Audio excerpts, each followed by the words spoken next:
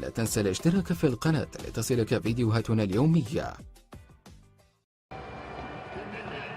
مباراة بنكهة خاصة بين منتخبي الولايات المتحدة الأمريكية والمكسيك بعد أيام قليلة من انتخاب دونالد ترامب رئيسا وحديثه الذي طال المكسيكيين.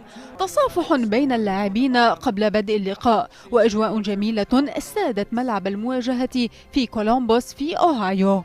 المباراة شهدت محاولات عديدة وعرفت الكثير من الإنذارات في بداية مشتعلة للمرحلة الأخيرة من تصفيات الكونكاكاف. ميغيل لايون افتتح التسجيل في الدقيقة 20 للمنتخب المكسيكي من تسديدة على يسار حارس المرمى الأمريكي تيم هاورد الذي غادر الملعب مصابا في الدقيقة 40. ومن المتوقع ألا يسافر هاورد مع منتخب بلاده إلى كوستاريكا لخوض المباراة القادمة.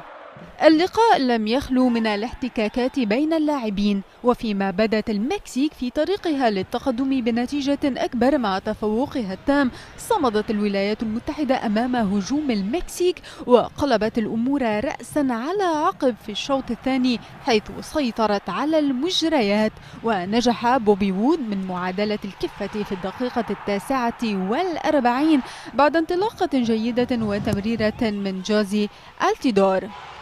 لكن النتيجة بقيت على حالها حتى الدقائق الأخيرة ليفاجئ رافائيل ماركيز الجميع ويوجه ضربة قاضية لكتيبة يورغن كلينسمان برأسية في الشباك في الدقيقة 89 لتنتهي المباراة على وقع مشاحنات وبطاقة حمراء للمكسيكي كارلوس سالسيدو وبنتيجة 2-1.